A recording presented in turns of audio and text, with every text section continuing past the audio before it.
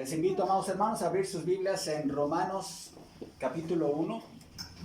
Carta del apóstol San Pablo a los Romanos capítulo 1.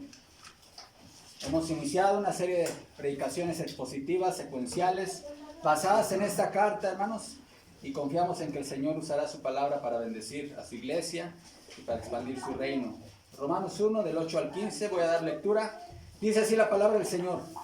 Primeramente doy gracias a mi Dios mediante Jesucristo con respecto a todos vosotros, de que vuestra fe se divulga por todo el mundo, porque testigo me es Dios, a quien sirvo en mi espíritu, en el evangelio de su Hijo, de que sin cesar hago mención de vosotros siempre en mis oraciones, rogando de que de alguna manera tenga al fin, por la voluntad de Dios, un próspero viaje para ir a vosotros, porque deseo veros para comunicaros algún don espiritual, a fin de que seáis confirmados. Esto es, para ser mutuamente confortados por la fe que nos es común a vosotros y a mí. Pero no quiero, hermanos, que ignoréis que muchas veces me he propuesto ir a vosotros, pero hasta ahora he sido estorbado, para tener también entre vosotros algún fruto, como entre los demás gentiles. A griegos y a no griegos, a sabios y a no sabios, soy deudor. Así que, en cuanto a mí, pronto estoy a anunciaros el evangelio también a vosotros que estáis en Roma. Oremos. Padre, en tus manos ponemos este tiempo de predicación. Me pongo en tus manos benditas, Señor. Que tu Espíritu Santo dirija mis palabras, Señor. Lléname y que tu palabra traiga bendición a tu iglesia, Señor, en esta hora, Señor. Salva las almas, que la cruz de Cristo sea predicada, que Cristo sea exaltado, Señor. Que las almas sean salvas y tu iglesia edificada. En Cristo Jesús oramos. Amén. El evangelio que nos une. El evangelio que nos une. Hermanos, vivimos en una sociedad carente de paz. De hecho, la vida humana es imposible de sobrevivir. Cualquier humano no se puede sobrevivir en este mundo si no es en sociedad. El núcleo de la sociedad, nos decían nuestros maestros, es la familia. Y la familia está en crisis en este tiempo. Quizá la expresión de unión social más íntima, ¿cuál es, hermano? Es el matrimonio. ¿Y cuál es el blanco de ataque justamente en este tiempo? El matrimonio. ¿Cuántos matrimonios, hermanos, sobreviven, viven en crisis y sobreviven simplemente en una apariencia? ¿Cuántas familias están divididas? Hijos contra los padres, padres contra los hijos. Y si nos vamos ampliando más en otros sectores de la sociedad, hermanos, vemos cómo ni siquiera a nivel de las personas que vivimos unos junto a las otras en una misma calle puede haber una convivencia saludable. Las relaciones humanas son complejas, pero todo esto tiene como origen el pecado del hombre. El ser humano tiene un corazón impregnado, infectado por el pecado. Y hay una tendencia del ser humano a desobedecer las leyes de Dios respecto a nuestras relaciones humanas. Y justamente el evangelio es ese mensaje reconciliador, que reconcilia al hombre en las tres esferas de las cuales hemos hablado. Nuestra relación, nuestra reconciliación necesaria con nuestro Dios, nuestra relación que necesitamos con otros seres humanos y la reconciliación con el planeta. Y cuando vemos esto, hermanos, surge aquí la iglesia. La iglesia es la agencia de reconciliación de Dios en el mundo. De hecho, mis amados hermanos, la iglesia debe de ser ese refugio en donde se debe de respirar paz. Nosotros debemos ser el modelo y ejemplo al mundo. Un mundo en guerra, un mundo en enemistades. La iglesia debe ser ejemplo de cuál es ese modelo de vida relacional que debe existir entre nosotros.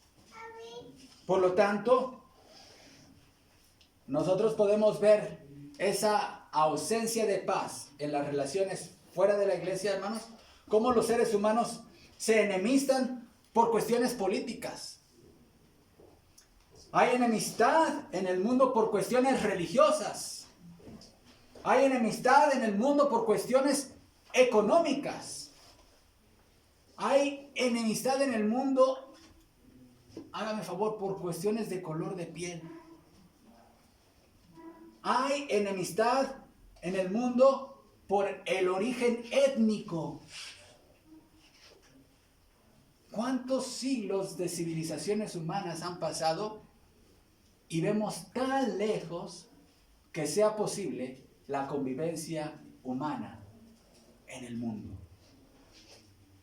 En ese ámbito, hermanos, es que surge la iglesia. Y la iglesia es esa comunidad que debe de ir a la vanguardia en eso que la Biblia llama el amor fraternal. En la iglesia, pues, debe de respirarse el ambiente de amor entre hermanos, el servicio desinteresado, el perdón de las ofensas, la reconciliación y la solución pacífica de conflictos. Nosotros como iglesia somos los que le vamos a enseñar al mundo lo que significa amar al prójimo. Por lo tanto, hermanos, en las iglesias locales no deberían de existir, ni siquiera nombrarse, las enemistades, la búsqueda intencionada del conflicto, la murmuración como práctica nociva, hermanos. Si hay algo que puede dañar la unidad de cualquier organización, de cualquier familia, es justamente la murmuración. El actuar o el hablar con dolo o con mala fe. La falta de perdón. Ya que decir de otras cosas más graves como el deseo de venganza o el desear el mal a mi hermano. Todas esas cosas no deberían de existir en ninguna iglesia local. Hay una palabra que sobresale en estos 8 versículos que acabamos de leer de la epístola de los Romanos. Y es la palabra que más aparece, es la palabra vosotros. Vosotros. Y es que Pablo se dirige y es reiterativo en usar, porque los romanos, la iglesia de Roma está en el corazón del apóstol Pablo. Y él habla como muchas veces se propuso ir a Roma. Él está escribiendo, recordemos, está escribiendo desde Corinto. Pablo está en su tercer viaje misionero. Y en ese lapso de 3 meses que dice el libro de los Hechos que permaneció en Grecia durante su tercer viaje misionero, Pablo escribe esta carta. Y Pablo parece ser que ve un panorama favorable para ahora sí cumplir su anhelado propósito de visitar la iglesia de Roma. Y Dios se lo iba a cumplir, pero él no sabía en qué circunstancias iba a ir, ¿verdad? Ya terminamos el libro de los Hechos y cómo llegó en calidad de preso. En calidad de preso llegó Pablo, pero finalmente Dios le cumplió este propósito. Pero él no sabía y le escribe esta carta a esta iglesia, que como ya dijimos era una iglesia que estaba teniendo algunos conflictos étnicos, porque era una iglesia que estaba integrada por gente que nació con comunidad judía, con la comunidad judía residente en la capital imperial Roma. Pero estos judíos empezaron a evangelizar también a los no judíos, y entonces la iglesia se volvió multiétnica. Había judíos y ahora había cada vez más romanos, no judíos. Ahora, en el tema de las costumbres, imagínense el choque cultural que había en la iglesia, porque los judíos, aunque creían en Cristo, pues ¿cuál es la dieta de los judíos? ¿No? Pues ellos no comían carne, ¿no? Y los latinos o los romanos decían, bueno, pues yo sí me echo mis tacos de tripita. Y entonces todo eso generaba conflicto en la convivencia racial, étnica que había en la iglesia. Y Pablo decide abordar esto con el Evangelio. La más grande exposición del mensaje del Evangelio la encontramos en Romanos. Y en estos versículos, hermanos, encontramos 3 verdades del efecto del Evangelio al crear una comunidad de unidad.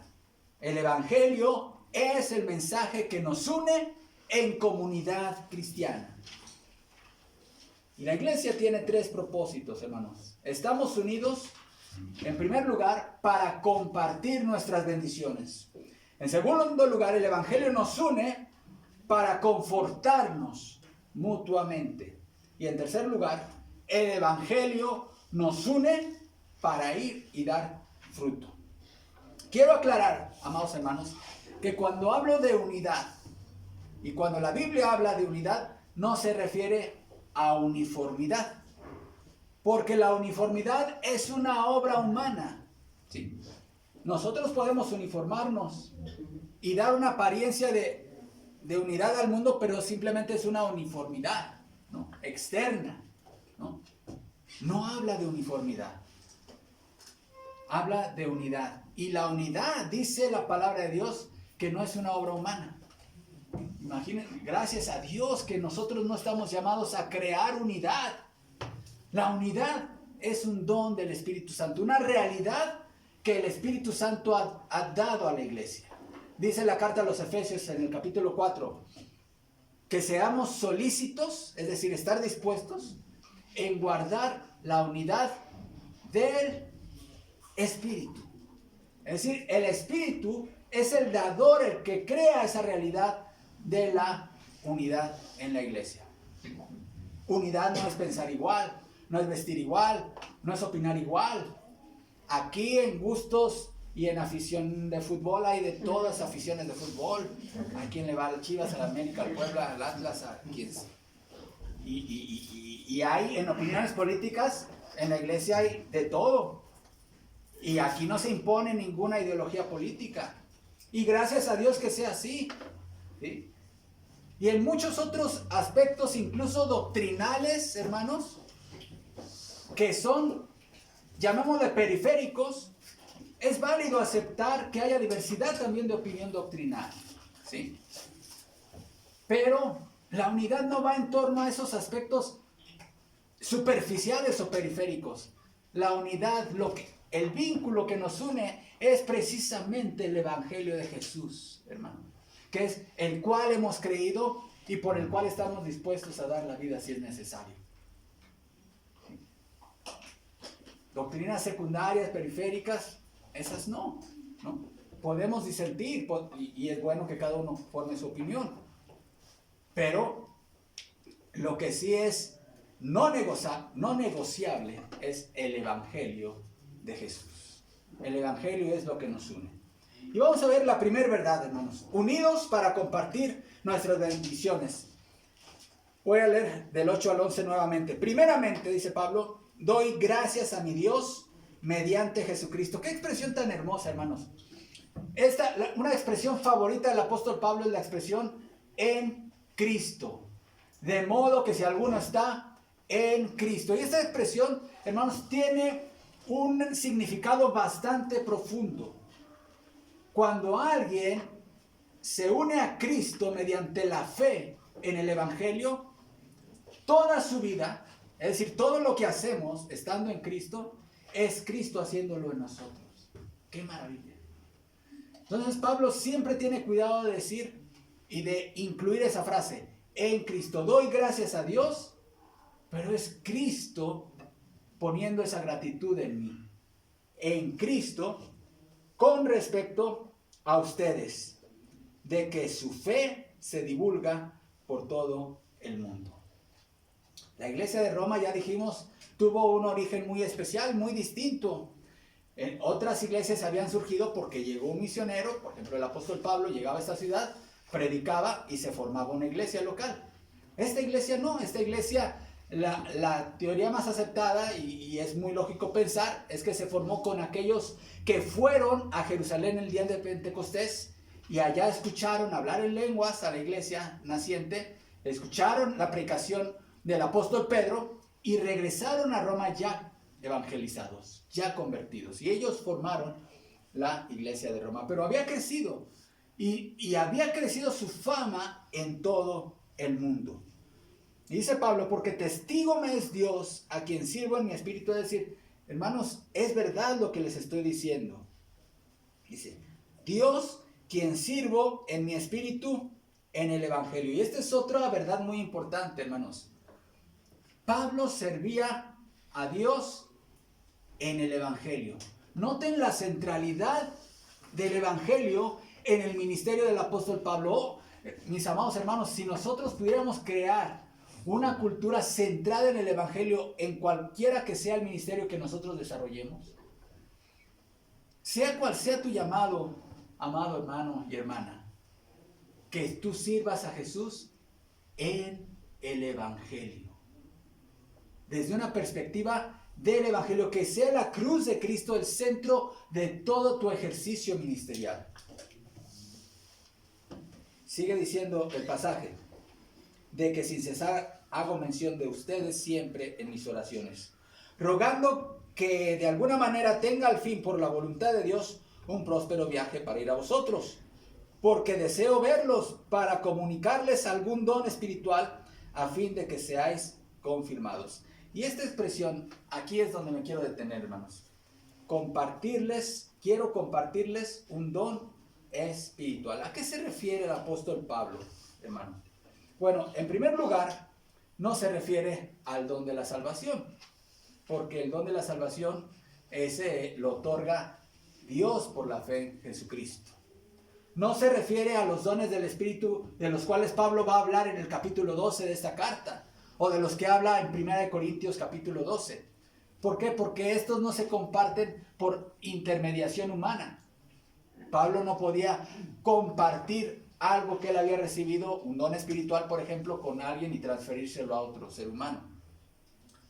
Sino que aquí, hermanos, de lo que está hablando, esta expresión es algo que yo tengo, que primeramente recibí y que puedo compartir, pero es algo que no está en el ámbito material, sino que está en la esfera inmaterial. Por eso se llama algún don espiritual.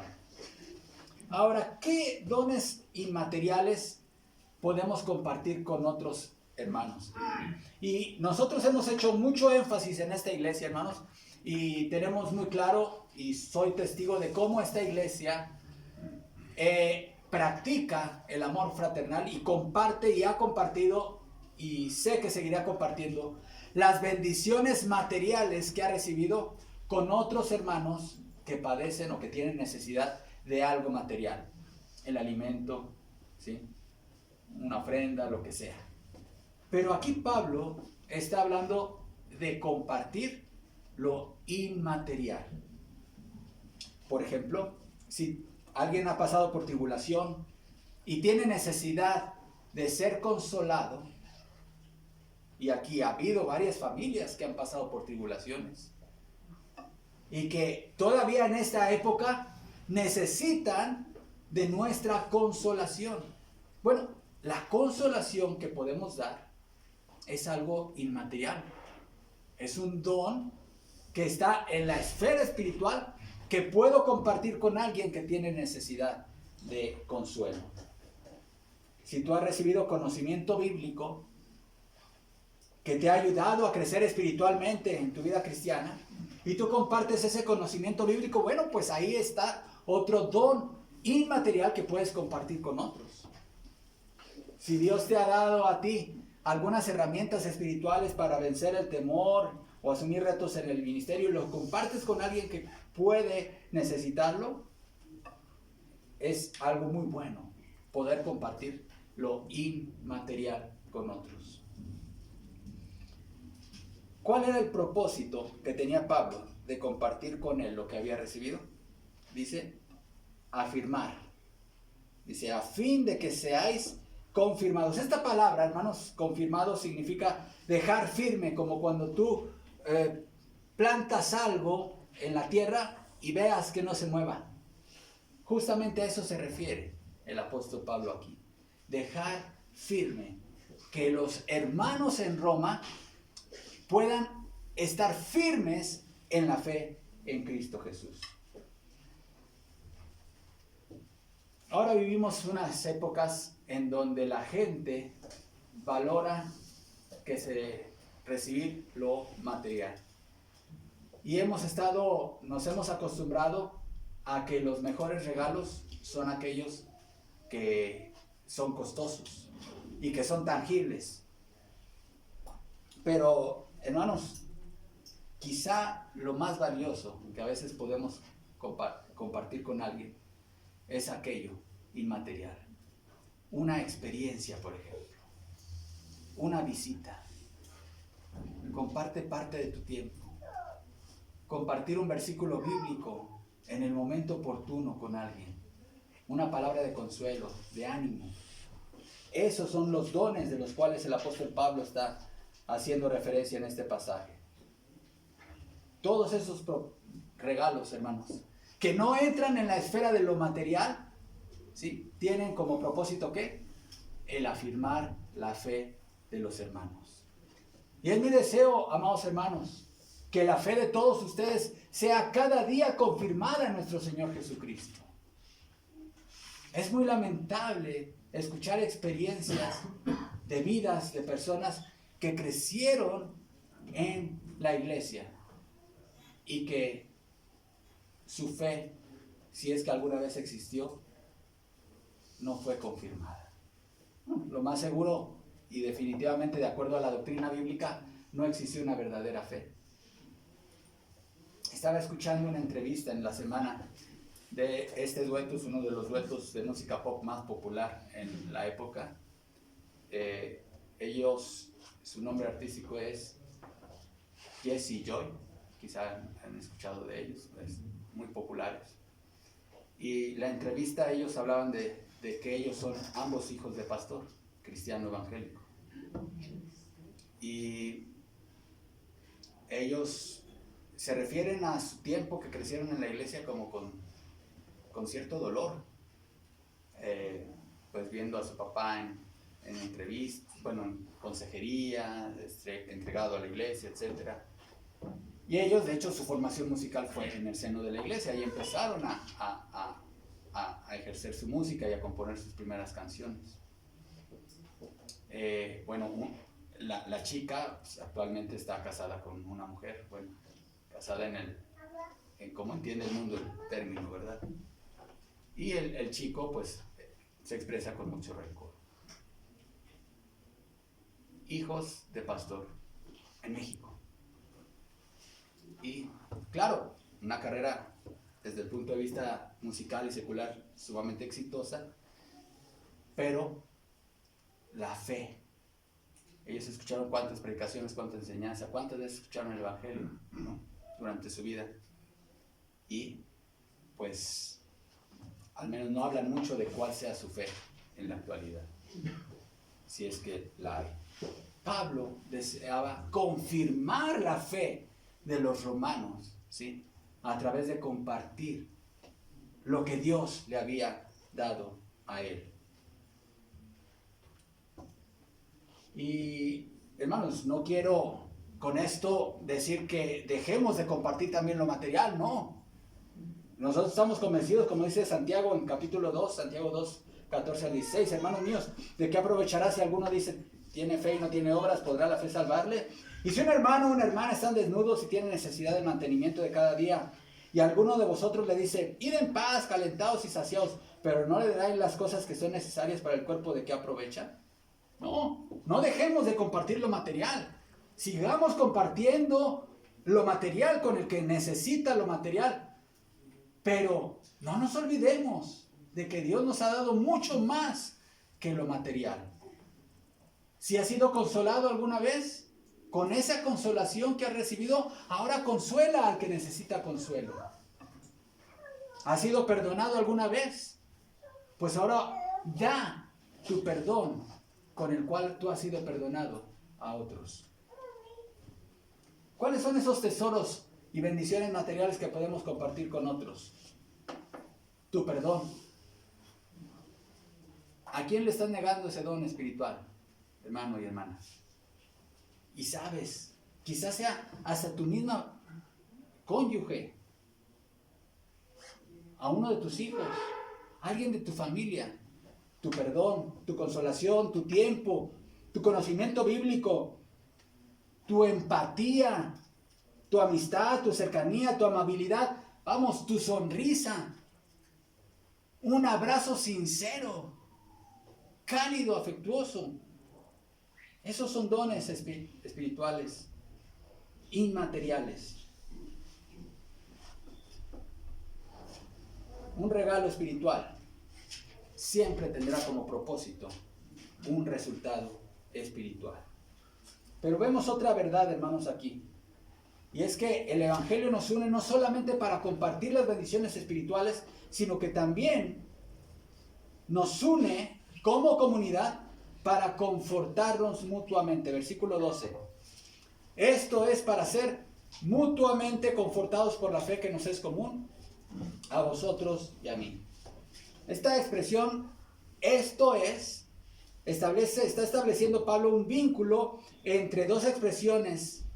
¿Sí? Lo que acaba de decir anteriormente en el versículo 11, de ser confirmados, dice, para ser mutuamente confortados. Es decir, existe una relación entre estas dos expresiones, ser confirmados en la fe y ser mutuamente confortados.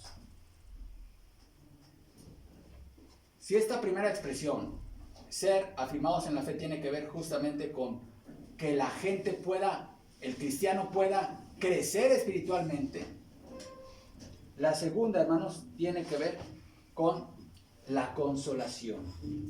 Todos debemos y somos llamados a ser canales de consolación. Y si alguien sabía, hermanos, de cómo lidiar con las heridas emocionales y las crisis, ese era el apóstol Pablo.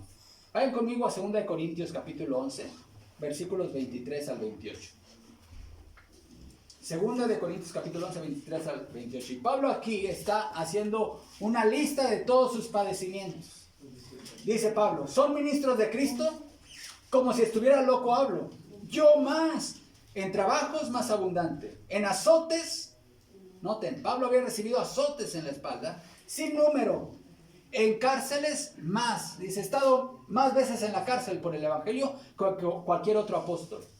En peligros de muerte muchas veces. De los judíos 5 veces he recibido 40 azotes menos 1. 3 veces he sido azotado con varas. 1 vez apedreado. 3 veces he padecido naufragio. 1 noche y 1 día he estado como náufrago en alta mar. Le faltaría 1 cuarta en su viaje a Roma.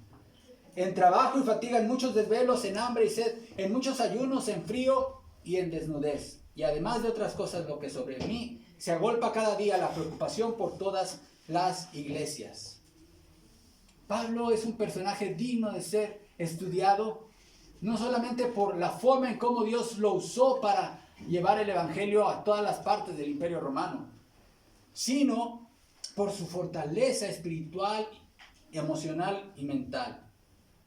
Aquí Pablo no está enumerando todas sus aflicciones en el ministerio como haciendo un tipo de catarsis emocional o con un corazón amargado, como cuando alguien que ya ha pasado muchos años en el ministerio dice, lo recuerda el pasado y las experiencias pasadas como con dolor, como con amargura. No, Pablo está enlistando estas crisis que ha pasado en el ministerio para poner un contraste con unos falsos maestros que se habían introducido en la iglesia de Corinto, que ellos evitaban a toda costa el sufrir.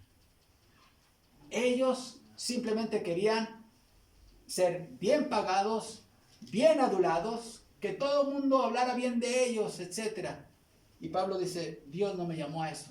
Dios no me llamó a ser aplaudido. Dios me llamó a servir a Cristo y a sufrir por Él.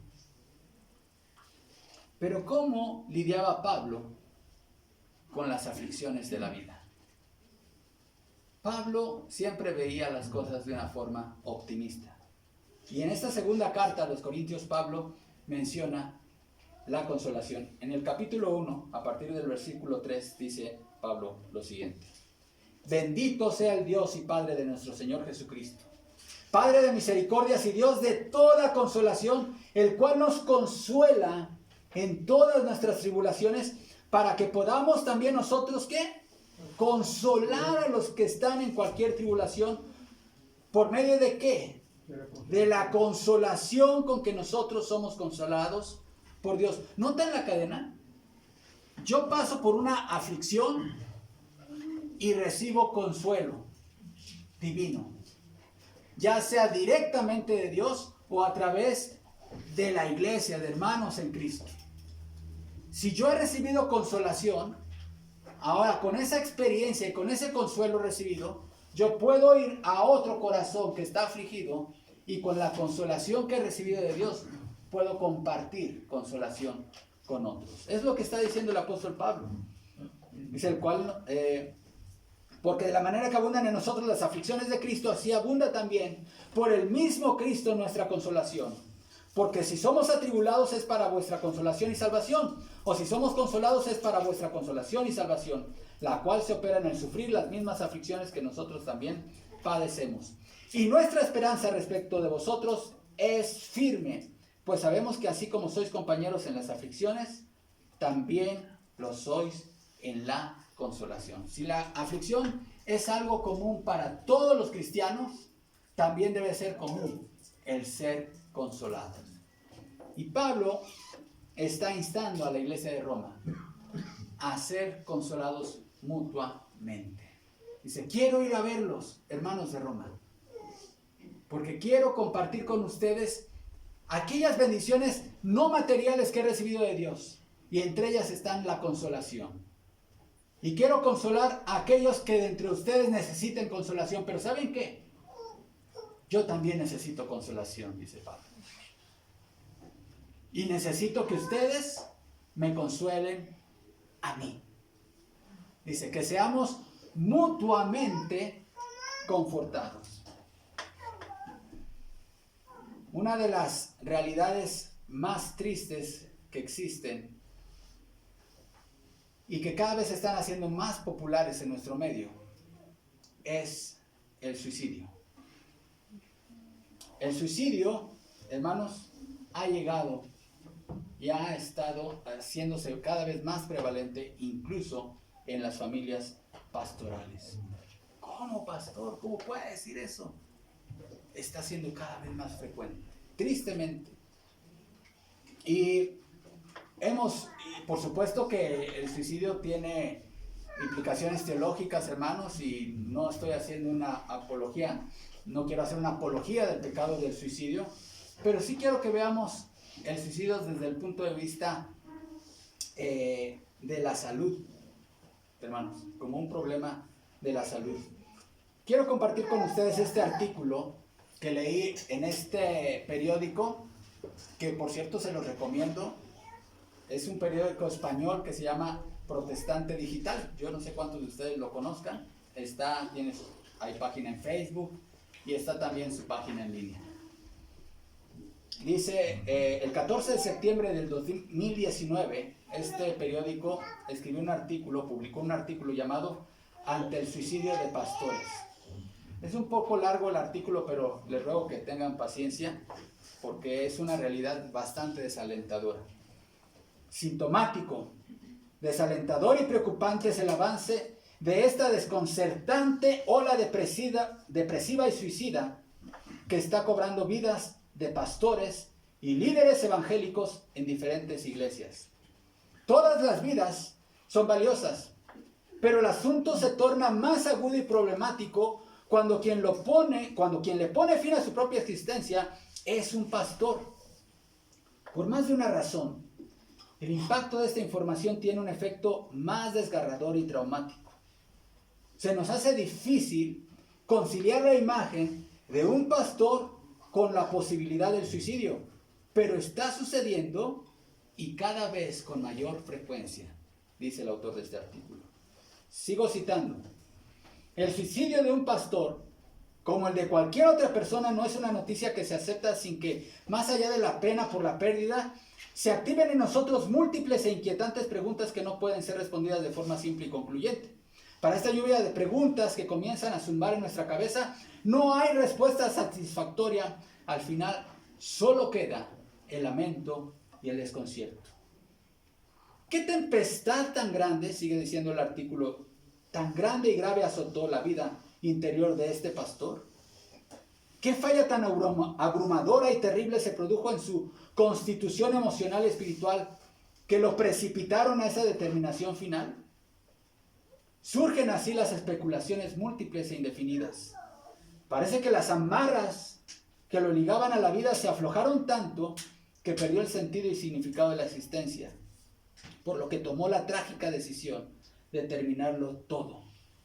Tambaleó su fe, menguó su esperanza hasta el extremo que perdió el deseo de prolongarse un día más en el tiempo y se abrió de forma indefinida al vacío desolador por el cual decidió escapar de la vida para siempre. Continúa diciendo el artículo: el suicidio, no importa de quién, siempre deja tras sí un pesaroso malestar, una carga traumática de dudas, de interrogantes, de asaltos mentales y desasosiego que vienen con variada dosis de culpa e impotencia, mientras persiste la pregunta: ¿qué pudo hacerse para evitar esa muerte por suicidio? ¿De qué manera más específica y concreta la pregunta pertinente es: ¿qué pudo hacer la iglesia? ¿Hasta dónde estaban los recursos de la consejería y cuidado pastoral? El pastor siempre tiene que dar palabras esperadas, pueda o no. Siempre se espera que tenga buena cara ante cualquier situación que le lleven sus miembros. Del pastor se espera una capacidad extraordinaria para acometer los más diversos problemas. Del pastor no se esperan fallas ni debilidades, solo perfección y rectitud. Tiene siempre que responder a nuestras muy particulares expectativas, si no será blanco de nuestras críticas y cuestionamientos. Algunos perciben e idealizan al pastor como infalible, y cuando no es posible verlo así, entonces lo que procede es la crítica desconsiderada y la descalificación sin miramientos. El pastor tiende a caer víctima en la trampa de querer ser todo lo bueno que la gente entiende debe ser. Y así comienza por la deshumanizarse, por desdoblarse entre expectativas fantásticas y su auténtica realidad. El pastor es un ser humano con un llamado especial, pero tan humano como cualquier otro. Sigue el artículo diciendo más cosas, hermanos, pero el punto al compartírselo, iglesia, es que así como Pablo necesitaba ser consolado, el gran apóstol Pablo necesitaba ser consolado, los pastores, los siervos del Señor, misioneros, todos necesitamos también de la consolación. El consuelo es una de las bendiciones que podemos y que estamos en obligación de compartir con otros. Y la iglesia, mis amados hermanos, es esa red de apoyo que necesitamos como creyentes en las crisis de la vida. Y también la iglesia es la agencia, y debe ser la agencia a través de la cual Jesucristo va a abrazar y a consolar a este mundo herido, a esta sociedad herida. ¿Cuántos niños huérfanos y todavía están viviendo la crisis de duelo por un padre que murió por COVID? ¿Quién los va a abrazar? ¿Quién va a ir a consolarlos? Somos la iglesia. La iglesia somos llamados a ser esa fuente de consuelo a esos corazones quebrantados allá afuera, a esas madres desesperadas, a esos padres que están a punto de quitarse la vida allá en el mundo. La tercera verdad que quiero compartir con ustedes, hermanos, es que el Evangelio no solamente nos une para compartir los bienes espirituales o inmateriales. El Evangelio no solamente es el mensaje que nos une como comunidad para consolarnos mutuamente, sino que el Evangelio, mis amados hermanos, es el mensaje que nos une para dar fruto. Dice el versículo 13, pero no quiero, hermanos, que ignoren que muchas veces me he propuesto ir a ustedes, pero hasta ahora he sido estorbado para tener, note esto, también entre ustedes algún fruto como entre los demás gentiles. Algún fruto. Pablo no está hablando aquí de lo económico. Él no tiene en mente recibir algo económico de la iglesia de Roma. ¿Cuál era el fruto del cual Pablo está hablando, hermanos? De hecho, la productividad está ligada a la felicidad. tu día más feliz, tu día es feliz, se convierte en un día feliz cuando tú produces algo y cuando esto que produces es algo que va a beneficiar a otro. Ese día se convierte en un día productivo para ti. Y cuando tú haces algo por otros, entonces tu dicha se incrementa. Bueno, la Biblia nos habla acerca del fruto del Espíritu en Gálatas 5, 22 y 23. Pablo dice, mas el fruto del Espíritu es amor, gozo, paz, paciencia, benignidad, bondad, fe, mansedumbre, templanza. Contra tales cosas no hay ley. Ese es el fruto. Pablo quiere ir a Roma, llevar el Evangelio, compartir las bendiciones espirituales y ver fruto en medio de la comunidad romana. Ese fruto que tiene Pablo en mente pueden ser almas convertidas, pero también puede ser ver corazones heridos que reciben consolación. Ese fruto también puede ser la reconciliación entre los diferentes grupos étnicos que conformaban la iglesia de Roma, judíos y no judíos. Todo ese es fruto, hermanos. Y ese fruto lo produce el Evangelio de forma orgánica. Y para dar fruto, hermanos, la única manera de ser fructíferos no es viviendo la vida cristiana en aislamiento. En aislamiento no serás tan productivo como haciendo sinergia con tus hermanos. Por eso Dios tuvo la maravillosa idea de que su reino se expandiera no a través de esfuerzos individuales de los creyentes, sino que Dios tuvo la idea maravillosa de formar su iglesia, la comunidad de fe, para que en esa suma de esfuerzos se produjeran frutos. No hay satisfacción en la vida, hermanos, más grande que trabajar en las almas de las personas, en dedicar tiempo a otros, para que otros conozcan de Cristo, en poder ayudar a un joven en crisis de adicciones, o en un joven que tiene crisis con su fe, en ayudar a un matrimonio en crisis. Eso es maravilloso. Hermanos, el fruto que uno busca cuando uno dedica tiempo, y cuando tú dedicas tiempo a alguien, los grupos de discipulado en esta iglesia son una maravilla, hermano, porque es una relación de mucho tiempo, que tú compartes tiempo con una persona. Y para mis hermanos y hermanas que están en grupos de discipulado, no desmayen, hermanas y hermanos. Van a ver fruto en esas almas, porque la palabra de Dios no vuelve vacía. Dios va a dar fruto para su gloria y honra. El Evangelio, mis amados hermanos, es el creador de esta comunidad llamada la iglesia. Esta comunidad que es la agencia del reino de Dios, cuya misión es el ministerio reconciliador de Dios en la tierra.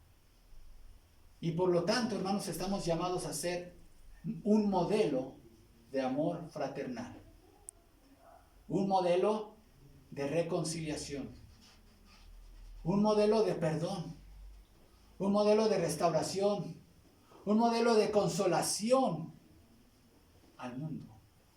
El mundo no va a establecer ningún modelo de reconciliación. Ellos esperan que sea la iglesia, como este llamado que, y de hecho así nos ve la iglesia, la gente afuera de la iglesia. ¿No el gobierno actual ha llamado a las iglesias a que propongan cómo crear la paz y la reconciliación en la sociedad? El mundo allá afuera espera de nosotros, la iglesia de Cristo, hermanos, que les digamos cómo amar a otros, cómo perdonar a otros, cómo reconciliarnos con otros, cómo consolar a otros. Eso es lo que espera el mundo de la iglesia. Pero preguntémonos, ¿cómo nos ve el mundo a la iglesia actual? ¿No será que nos ve como una institución intrascendente? Como una institución, como una organización, una realidad que ahí está, pero que en realidad no tiene nada que aportar para los problemas actuales. Cuando somos precisamente la agencia del reino de Dios en este mundo. He hablado mucho acerca de esta palabra evangelio, que es la que vamos a estar hablando durante toda esta carta a los romanos. Si no sabes qué es el evangelio es el mensaje de Dios para tu vida. Es el mensaje en donde Dios te dice a ti que Él te creó. Dios te creó, te dio la vida, te dio la existencia y la vida. Tú existes debido a un ser superior, soberano, absoluto, inteligente, amoroso, que decidió que existieras. No eres un accidente. Dios determinó la familia en donde habrías de nacer. Dios escogió los padres que ibas a tener y tus hermanos. El lugar de tu nacimiento, tus tíos, primos, etc. Dios te ha dado todas las experiencias que has tenido en tu vida con un único propósito: de atraerte a Él y que tú goces de una personal relación con tu Creador. Todo lo que has vivido, bueno o malo, Dios te lo ha permitido para que tú lo conozcas. Pero nadie puede conocer a Dios y nadie puede tener una relación personal con Él si Dios no hubiera enviado hace más de 2000 años a su Hijo, Jesucristo, Jesús de Nazaret. Un bebé nació en una pequeña aldea en Belén. Ese bebé, que aunque te cueste trabajo creerlo, fue concebido de una forma sobrenatural en el vientre de su madre. Él no tuvo un padre humano. Su madre quedó embarazada debido a que el Espíritu Santo vino sobre ella. Ese bebé, tan humano como tú y yo, también era el mismo Dios del universo. Todas las galaxias, todos los planetas y todo lo que acontecía en este planeta dependía del gobierno absoluto y soberano de aquel bebé en aquel pesebre. Pero era el plan de Dios que ese bebé creciera, al igual que tú y yo creciste, y que fuera perfectamente obediente a Dios, que nos diera el modelo de vida que nosotros no hemos podido vivir. A la edad de 30 años, Él se presentó con su comunidad, los judíos del siglo I, y les dijo: yo soy aquel que nuestros profetas anunciaron que vendría. Yo soy el Mesías. Yo he venido a dar mi vida por los pecados del mundo. Y no solamente por los de los judíos, por los de todo el mundo. Después de 3 años de ministerio público, donde Jesús no solamente enseñó la verdad de Dios, sino que mostró el poder de Dios, su autoridad sobre la muerte, resucitando a su amigo Lázaro, su autoridad sobre la creación, calmando una tempestad en el lago de Galilea, su autoridad sobre los espíritus inmundos y el reino de Satanás, expulsándolos de la gente poseída. Después de 3 años donde Jesús una y otra vez demostró su poder, entregó su vida en una cruz. No en el tiempo de los hombres, en el momento preciso en que el Padre había dispuesto. Y es en esa cruz en donde todos los seres humanos tenemos una cita y un llamado. No hay relación con Dios sin acudir a esa cita, a la cruz. Es en la cruz donde fueron juzgados tus pecados, todos tus pecados, en la persona de Jesucristo.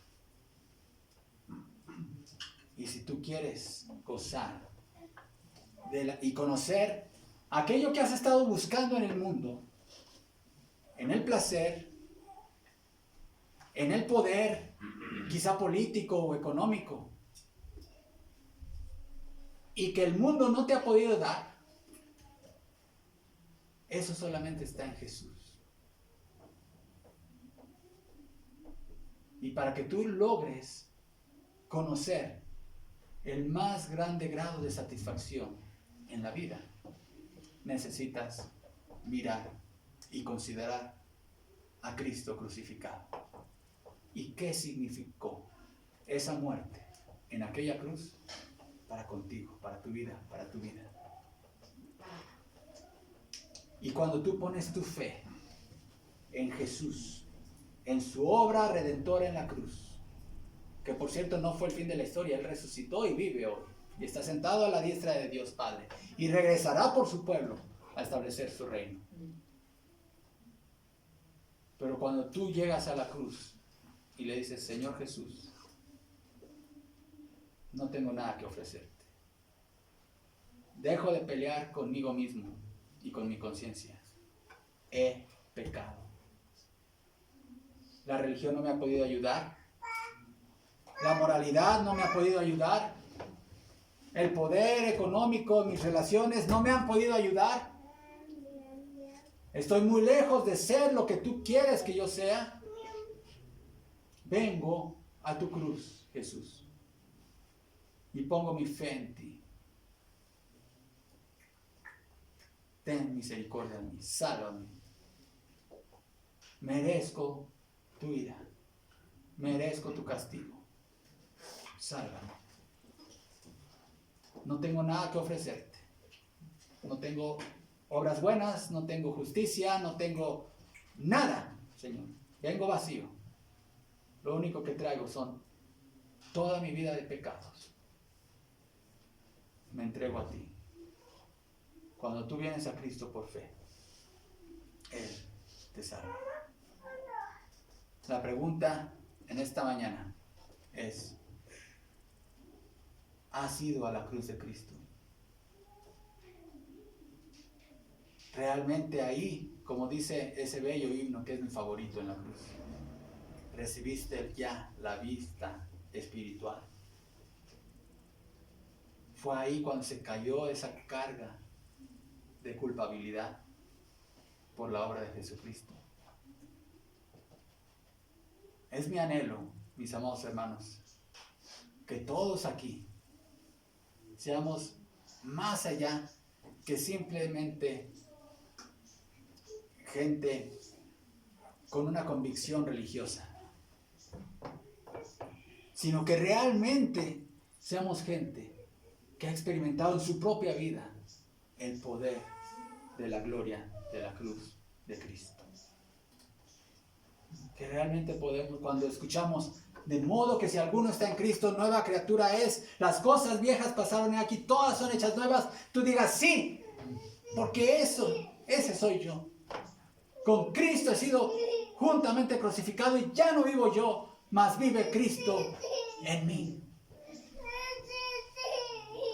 Eso solamente ocurre al pie de la cruz. Cuando tú te dejas guiar por el Espíritu Santo y en algún momento de tu vida caes de rodillas, no sabes cómo llegaste de rodillas, y con un gran llanto le dices, Señor, estoy perdido. Si hay mucho de Biblia así, mi vida ha sido a la iglesia así, pero estoy perdido. Salva. Salva. De eso se trata el Evangelio de Jesucristo. Una reconciliación con Dios. La paz que necesita el ser humano primeramente es la paz con Dios. Y dice esta maravillosa carta en el capítulo 5, justificados pues por la fe, tenemos paz para con Dios por medio de nuestro Señor Jesucristo. ¿Tienes paz con Dios? Tendrás paz con los hombres. ¿Por qué tus conflictos con otras personas? Quizá no tienes paz con Dios. ¿Por qué tu relación con tu familia, con tu matrimonio, con tus hijos, con tus primos, parientes, con todos no funcionan? Miren, hermanos, la ausencia de paz en el mundo es ausencia de paz con Dios. Y la cruz de Cristo se levanta como la única luz. Y nosotros como iglesia somos llamados a llevar esa luz al mundo.